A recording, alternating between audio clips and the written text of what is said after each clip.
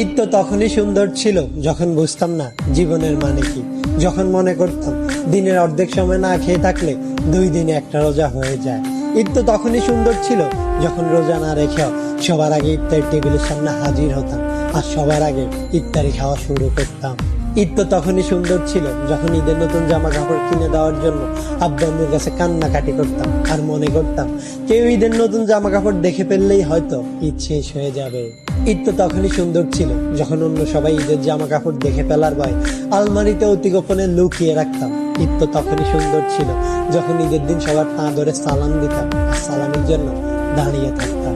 ঈদ তো তখনই সুন্দর ছিল যখন বড়দের দেখতাম তারা কত জায়গায় ঘুরতে যায়, তাদের কত টাকা, আর ভাবতাম কবে জানি বড় হব আর তাদের মতো করে এত সুন্দর করে ঈদ পালন করব।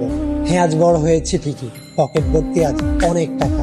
ঈদ আজ ঠিকই আছে, কিন্তু হারিয়ে গেছে ছোটবেলায় কাটানো ঈদের সেই আনন্দময় মুহূর্তগুলো। সত্যি অনেক বেশি মিস করি ছোটবেলায় কাটানো ঈদটাকে, যেটা চাইলে কখনো ফিরে পাওয়া সম্ভব নয়।